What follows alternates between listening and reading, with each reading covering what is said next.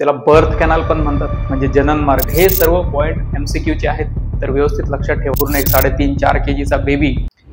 जय हिंद मित्रांनो, कसे आहात सगळे?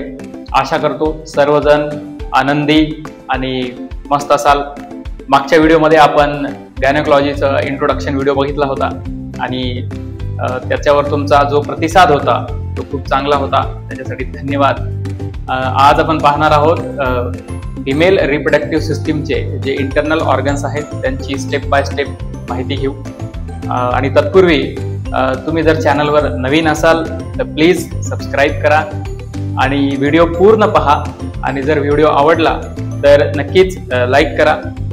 आणि सर्वात महत्त्वाचा पार्ट म्हणजे तुमचे कमेंट्स. ठीक आहे, तर कमेंट नक्की करा, कारण तुमचे कमेंट हे आमच्यासाठी एक एनर्जी बूस्टरचं काम करतात. तर चला मित्रांनो, सुरू करूया.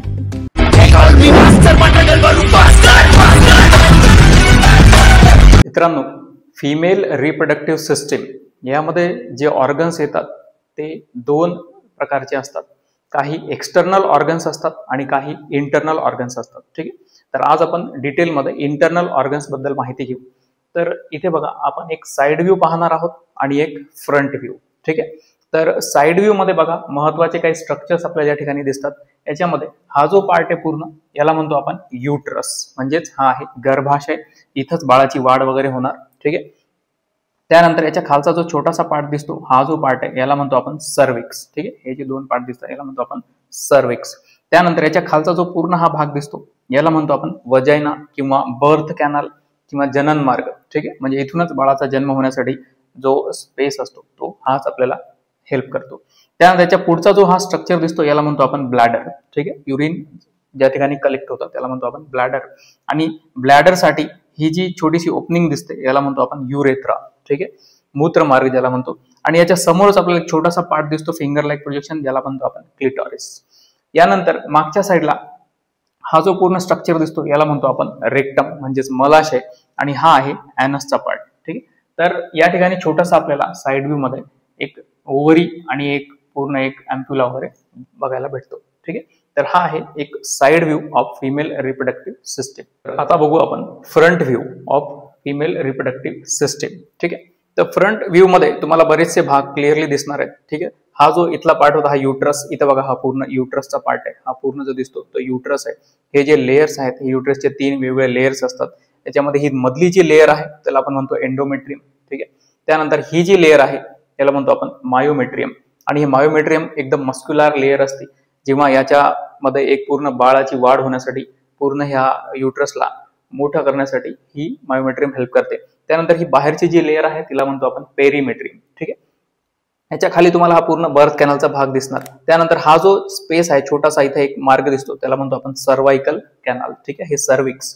आणि त्यानंतर ह्या पूर्ण वरच्या गोलाकार भागाला म्हणतो आपण युट्राइन फंडस. ठीक आहे, हा फंडसचा भाग आहे. त्यानंतर हे जे 2 ट्यूब्स दिसतात या ठिकाणी लेफ्ट अँड राईट, त्याला म्हणतो आपण फॅलोपियन ट्यूब किंवा याला ओव्हिडक्ट असं पण म्हणतात. ठीक आहे, त्यानंतर इथं हा जो पार्ट दिसतो ओव्हरी. ठीक आहे, ज्यामध्ये ओवम तयार होतो. ठीक आहे, त्यानंतर इथं जे छोटे छोटे फिंगर लाईक प्रोजेक्शन दिसतात त्याला म्हणतो आपण फिमरी.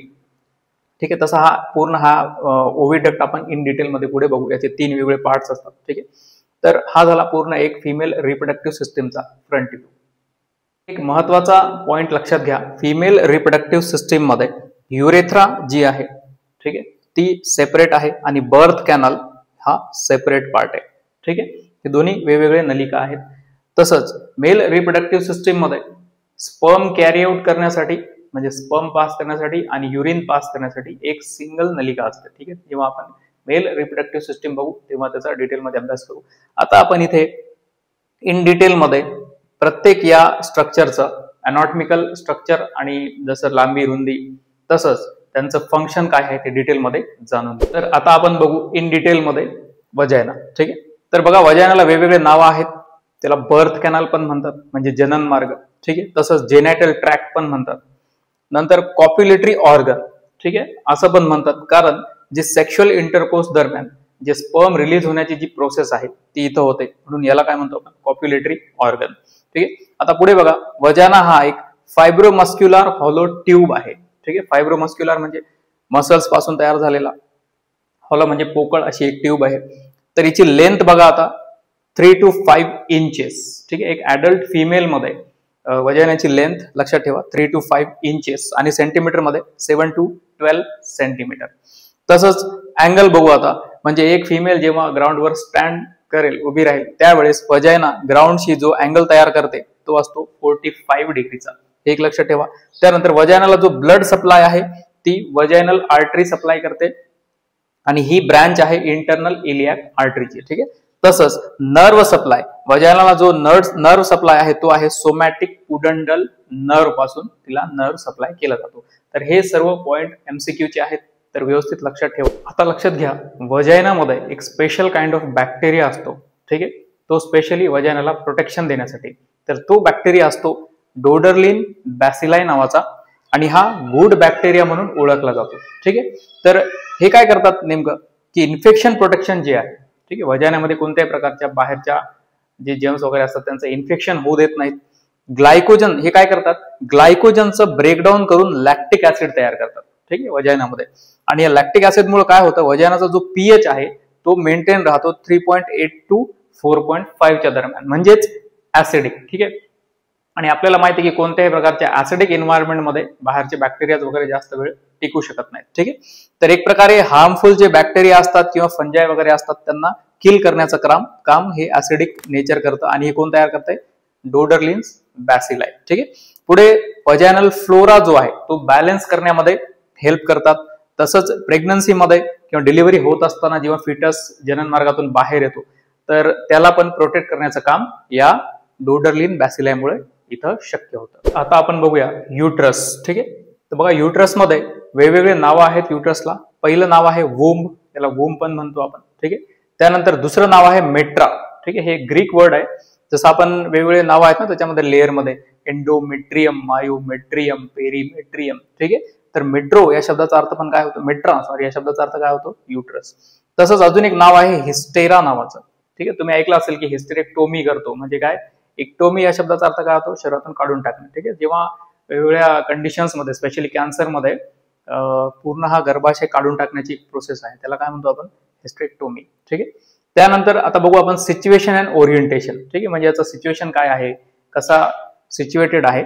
तर बघा, पेल्विक कॅव्हिटीमध्ये ब्लॅडरच्या मागे आणि रेक्टमच्या समोर, आपण त्या फिगरमध्ये बघितलंय, फर्स्ट फिगरमध्ये मी तुम्हाला दाखवलं होतं की हा जो युट्रस आहे तो ब्लॅडरच्या मागे आहे आणि रेक्टमच्या समोर आहे. ठीक आहे. त्यानंतर आता याची पोझिशन कशी आहे की अँटीव्हर्टेड अँटीफ्लेक्स्ड आहे. आता अँटीव्हर्टेडचा अर्थ काय होतो की समोर थोडासा झुकलेला. ठीक आहे, समोर झुकलेला, पुढे वळलेला, असा त्याचा अर्थ होतो. म्हणजे जो हा या फिगरमध्ये जसा स्ट्रेट दिसतोय तसा नाही, आपण जो मागच्या फिगरमध्ये बघितला होता तो असा कसा होता, थोडासा क्रॉस होता, म्हणजे थोडासा झुकलेला होता. ठीक. तर अँटीव्हर्टेड अँटीफ्लेक्स्ड. आता हा युट्रसची रिलेटेड जेव्हा आपण बघू, युट्रस आणि वजायना यांच्यामध्ये अँगल तयार होतो 90 डिग्रीचा. ठीक आहे. जेव्हा आपण युट्रसला वजायनाशी कम्पेअर करतो, वजायनाशी तो अँगल किती तयार करतो, 90 डिग्रीचा. आणि युट्रस हा बॉडीशी म्हणजे बाकी शरीराशी तो कसा अँगल तयार करणार, 125 डिग्रीचा. ठीक आहे. हे एक लक्षात ठेवा, महत्वाचे MCQ चे पॉइंट आहेत. आता बघू आपण युट्रसचा शेप कसा आहे, तर तो इन्व्हर्टेड पियर शेप्ड आहे. पियर म्हणजे तो नासपती नावाचा एक फळ असतो बघा, त्याचा जर त्याला आपण उलट धरलं तर आता आपण बघू युट्रस मध्ये त्याची लांबी, रुंदी आणि जाडी. ठीक आहे.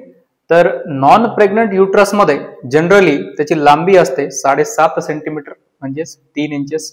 विड्थ असते 5 सेंटीमीटर. थिकनेस म्हणजे जाडी असणार 2.5 सेंटीमीटर. ठीक आहे. त्यानंतर त्याचं वजन असणार 60 ते 80 ग्रॅम्स, एवढा छोटा असणार. आणि तसंच त्या युट्रसची पूर्ण, या युट्रसची ही जी एक पूर्ण पिशवी आहे त्या पिशवीची कॅपॅसिटी किती असणार, त्याच्यामध्ये अक्षरशः 10 ml एवढा द्रव मावू शकतो, एवढी असणार. ठीक आहे, कधी नॉन प्रेग्नंट मध्ये. आता बघू प्रेग्नंट युट्रस मध्ये ह्या सगळ्या व्हॅल्यू चेंज होणार. ठीक आहे. जेव्हा एक बाळ पूर्ण गर्भामध्ये वाढतो, फुल्ली प्रेग्नंट जेव्हा एक युट्रस असतो, ठीक आहे, पूर्ण एक 3.5-4 kgचा बेबी जेव्हा त्या गर्भामध्ये असतो तेव्हा त्याची लांबी, रुंदी बघा, लेंथ असणार 35 सेंटीमीटर म्हणजेच 14 इंचेस. त्याची विड्थ असणार 26 सेंटीमीटर. थिकनेस असणार 8 सेंटीमीटर. आणि त्या युट्रसचा वजन असणार जवळजवळ 1 kg. ठीक आहे. आणि त्याची कॅपॅसिटी असणार 5 लिटर, म्हणजे त्याच्यामध्ये जवळपास 5 लिटर द्रव मावू शकतो, एवढं त्याची कॅपॅसिटी असणार. त्यानंतर जेव्हा बाळाचा जन्म झाल्या लगेच, ठीक आहे, बाळाचा जन्म झाल्यानंतर जी कंडिशन आपण म्हणतो परपेरियम, त्यामध्ये बघा लेंथ असते त्याची 20 सेंटीमीटर, त्यानंतर विड्थ 12.5 सेंटीमीटर, त्यानंतर त्याची थिकनेस असणार 7.5 सेंटीमीटर आणि त्याचं वजन असणार 1000 ग्रॅम म्हणजेच 1 kg. तर या सगळ्या व्हॅल्यू MCQच्या दृष्टीने अतिशय महत्वाच्या आहेत, त्यामुळे त्यांचा व्यवस्थित अभ्यास करा आणि सराव. आता आपण समजून घेऊ की पार्ट्स ऑफ युट्रस नेमके कोणकोणते आहेत. ठीक आहे, तर बघा इथं पहिला पार्ट आहे फंडस. हा जो पूर्ण गोलाकार भाग दिसतो वरचा भाग. ठीक आहे, समजा इमॅजिन करा ही एक पूर्ण एक बंद पिशवी आहे, किंवा फॉर एक्झाम्पल इमॅजिन करा एक फुगा आहे. ठीक आहे, तर फुग्याचा जो वरचा गोलाकार भाग असेल, ठीक आहे, त्या वरच्या पूर्ण गोलाकार भागाला आपण काय म्हणणार, फंडस. ठीक आहे, तर हा जो पूर्ण भाग दिसतो ना, या भागाला आपण काय म्हणणार, फंडस. ठीक आहे, हा कोणत्या आकाराचा आहे, डोम शेप्ड आहे. ठीक आहे, डोम म्हणजे काय, घुमट आकार ज्याला म्हणतो आपण. त्यानंतर दुसरा जो पार्ट आहे याचा कॉर्नुआ. ठीक आहे, जो फंडसच्या कॉर्नर्सचा भाग, हा जो पार्ट दिसतो, ठीक आहे, याला आपण काय म्हणणार, कॉर्नुआ. म्हणजे इथूनच फॅलोपियन ट्यूब जिथून सुरू होते किंवा फॅलोपियन ट्यूब जिथून एंटर करते, त्या पार्टला आपण काय म्हणणार, कॉर्नुआ. त्यानंतर तिसरा महत्वाचा पार्ट आहे बॉडी. म्हणजे हा जो आता पूर्ण जो पार्ट आहे, उरलेला जो पार्ट आहे, त्याला आपण आता काय म्हणणार, बॉडी किंवा कॉर्पस. आणि त्या पार्टचे महत्वाचे हा लार्जेस्ट पार्ट आहे, आणि याच पार्ट मध्ये पूर्ण बेबी काय होणार, आता ग्रो होणार. त्यानंतर इथं महत्वाचे 2 लेयर्स असतात, एक मायोमेट्रियम आणि एक एंडोमेट्रियम. एंडोमेट्रियम म्हणजे ही मधली लेअर, आणि मायोमेट्रियम ही थोडीशी बाहेरची लेअर, आणि पेरीमेट्रियम एकदम बाहेरची लेअर आहे, ती याच्यात नाही येणार. ठीक आहे, ती बॉडी कॉर्पसचे महत्वाचे इंटरनल 2 लेयर्स आहेत. आता इथं अजून एक महत्वाचं लक्षात ठेवा, नॉन प्रेग्नेंट युट्रस मध्ये ही जी इंटरनल लाईन आहे एंडोमेट्रियम, तिला आपण एंडोमेट्रियमच म्हणणार.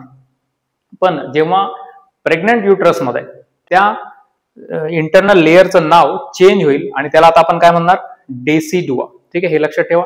जेव्हा आपण फुल्ली प्रेग्नेंट युट्रस जेव्हा त्याचा अभ्यास करू, त्यामध्ये डिटेलमध्ये डेसिडुआ बद्दल माहिती घेऊ. आपण समजून घेऊ सर्विक्स. ठीक आहे, सर्वात महत्वाचा पार्ट आहे युट्रस मधला. तर बघून या फिगर मध्ये हा जो ब्लू कलरचा पार्ट आपल्याला दिसतो, त्यालाच म्हणतो आपण सर्विक्स. तर याचं दुसरं नाव आहे नेक ऑफ युट्रस. यालाच आपण काय म्हणतो, नेक ऑफ युट्रस. याची जर लांबी बघितली आपण, या इंटरनल ओरिफाईस पासून तर एक्सटर्नल ओरिफाईस, हा पूर्ण ब्लू कलरचा पार्ट, तर त्याची लांबी असते 2.5 सेंटीमीटर टू 3.5 सेंटीमीटर. आणि जर याची विड्थ बघितली आपण, ती असणार 2 to 3 सेंटीमीटर. याच्यामध्ये सर्वात महत्वाचा एक पार्ट आहे ज्याला म्हणतो आपण सुप्राव्हजानल पार्ट. म्हणजे वजानापेक्षा जो वरचा भाग आहे त्याला आपण म्हणणार सुप्राव्हजानल पार्ट. आणि जो पार्ट इथं वजानामध्ये अपियर होतो, ठीक आहे, हा जो एक्सटर्नल ओरिफाईसचा जो पार्ट आहे, ठीक आहे, तर याला आपण काय म्हणणार, वजानल पार्ट. म्हणजे तो वजानामध्ये ओपन होतो. आता बघा इथं महत्वाचे 2 कन्सेप्ट आहेत. एक आहे internal orifice, external orifice. Generally हे गेट सारखं काम करतं. ठीक आहे, इंटरनल डोर म्हणून आपण, एक्सटर्नल डोर. ठीक आहे, यांचे वेगवेगळे फंक्शन्स आहेत. त्यानंतर याच्यामध्ये हा जो पूर्ण पार्ट दिसतो ब्लू कलर मध्ये, या ठिकाणी एक विशेष प्रकारचा म्युकस असतो. ठीक आहे, इथं काही म्युकस सिक्रेट करणाऱ्या ग्रंथी असतात, त्या ग्लँड्स म्युकस सिक्रेट करतात. आणि हा म्युकस ओव्ह्युलेशनच्या पिरियडमध्ये हा म्युकस थोडासा पातळ थिन असतो, म्हणजे स्पर्म्सला एंट्री करण्यासाठी. आणि अदर सायकलच्या डेज मध्ये हा जो म्युकस असतो तो थिक झालेला असतो, म्हणजेच कसा एकदम घट्ट झालेला असतो, कारण बाहेरचे काही जंतू वगैरे प्रवेश करणार नाहीत, केले तरी त्याच ठिकाणी त्याचं प्रोटेक्शन म्हणून त्यांना किल केलं जातं. ठीक आहे, त्यानंतर एक महत्वाचा पार्ट समजून घ्या, इथं ट्रान्सफॉर्मेशन झोन नावाचा हा पार्ट आहे. म्हणजे हा जो पूर्ण पार्ट दिसतो, हा पार्ट, तर या ठिकाणी कॅन्सरचे सेल्स डेव्हलप होतात, आणि तिथून मग कॅन्सरची सुरुवात झालेली असते, आणि ज्याला आपण म्हणतो सर्वायकल कॅन्सर. शॉर्ट मध्ये आपण फिजिओलॉजी समजून घेऊ सर्व्हिक्सची. तर बघा, ओव्ह्युलेशनच्या काळामध्ये म्युकस थिन असतो, वॉटरी असतो आणि अल्कलाइन असतो. ठीक आहे, ओव्ह्युलेशनच्या काळामध्ये स्पर्मला एंट्री करण्यासाठी हा भाग कसा असतो, म्युकस थोडासा थिन पातळ असतो. ठीक आहे, त्यानंतर अदर टाइम मध्ये म्युकस हा थिक असतो, जाड झालेला असतो, ऍसिडिक नेचरचा असतो, म्हणजे प्रोटेक्शन करण्यासाठी. ठीक आहे, हा एक पॉईंट लक्षात घ्या.